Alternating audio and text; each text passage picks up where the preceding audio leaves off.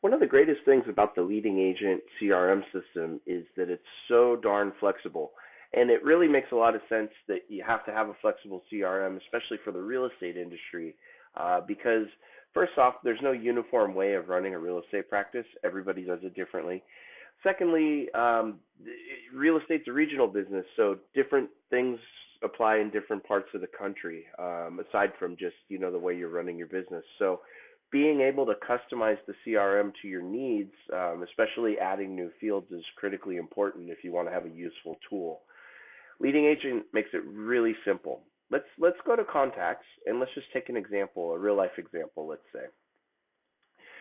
So let's say when you look at this contact, if we click here on details, you'll see you can get all the contact information that you have for that person.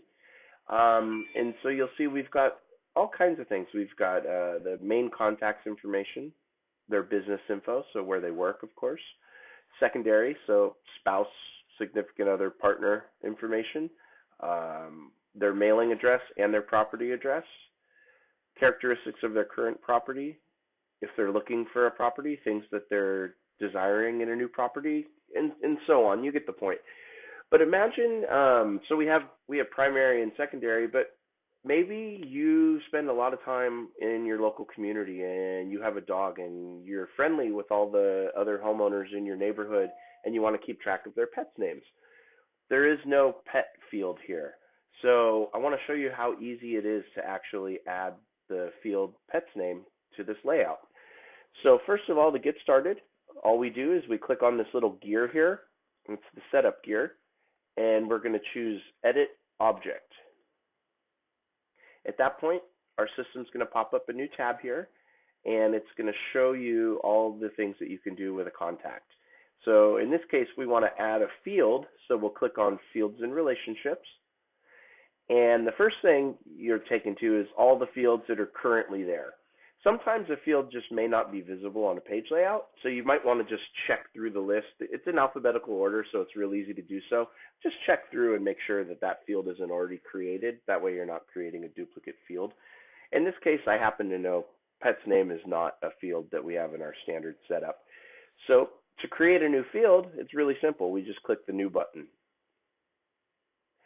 Once we do that, we get to a field wizard, and it's going to ask, what do we want? And so in this case, it's just a text field. So we'll just put a little radio button check there for text.